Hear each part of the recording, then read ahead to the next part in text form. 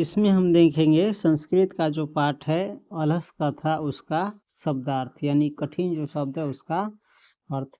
इसमें सबसे पहला है देखो अलस। कौन सी है? अलस। अलस का अर्थ होता है आलसी। अलस का अर्थ आलसी, जो किसी काम को टालता रहता है, जो सवेरे टाइम पर नहीं उठता है ना, उठने का मन नहीं करता, वैसे व्यक्ति सबको कहते हैं आलसी। उसके बाद है कारुणिक। कौन सी? कारुणिक। कारुणिक का अर्थ होता है दयावान, जिसके हृदय में दया हो, करुणा हो, ममता हो, है ना। उसके बाद है दुर्गतेभ्य। कौन सी? दुर्गतेभ्य। दुर्गतेभ्य का अर्थ होता है संकटग्रस्तों को, जो संकट से ग्रस्त है, दुख में है, पीड़ा में है, इस सब। उसके बाद है प्रत्यहम। प्रत्यहम का अर्थ होता है प्रतिदिन। प्रत्यहम का अर्थ प्रतिदिन। उसके बाद है रिपु। कौन सी? रिपु। रिपु का अर्थ होता है शत्रु। रिपु का अर्थ होता है शत्रु या दुश्मन। उसके बाद है जाठरेन। कौन सी है? जाठरेन का अर्थ होता है उदर से संबंधित। किससे संबंधित?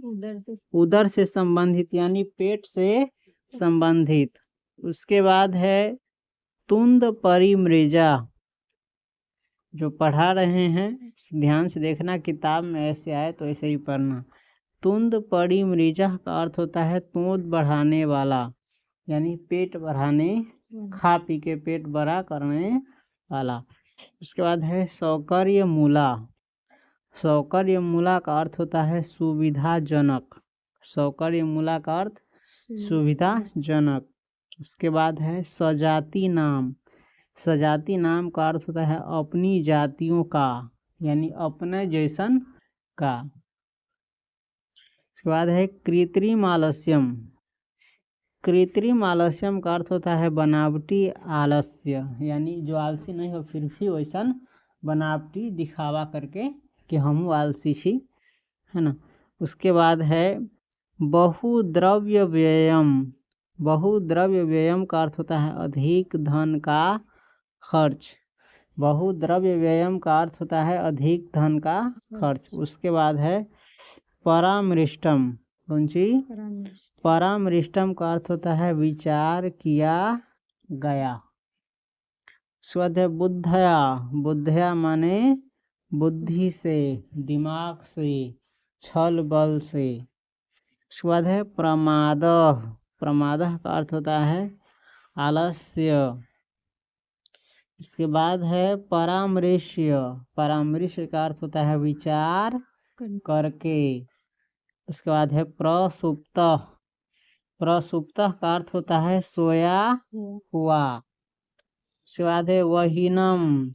वहीनम का अर्थ होता है अग्नि को या आग को। दापयति।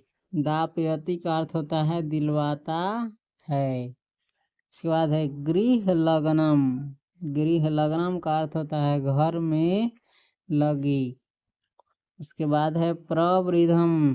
प्रवृद्धम का अर्थ होता है फैली हुई, बढ़ी हुई। उसके बाद है ईशत।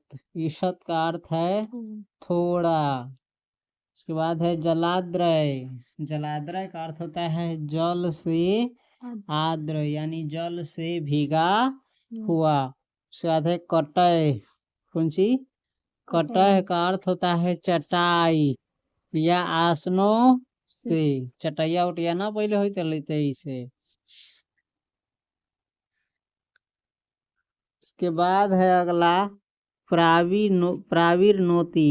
कौन सी है? प्रावीर्नोति का अर्थ होता है ढकता है। इसके बाद है तुष्णिम। तुष्णिम का अर्थ होता है मौन या चुप, चुपचाप।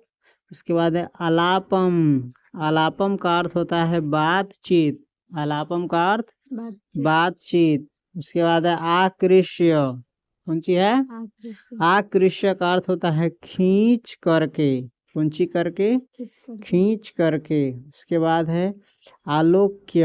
आलोक्य का अर्थ होता है देख कर। तो अलस कथा में जो भी शब्दार्थ है उसको देख लिया। चलो आगे बढ़ते हैं। अब हम इसके बाद जो है संधि विच्छेद है। संधि विच्छेद से क्या होता है, इसके जो कठिन शब्द है उसको पढ़ने का तरीका आसान हो जाता है। ठीक, चलो।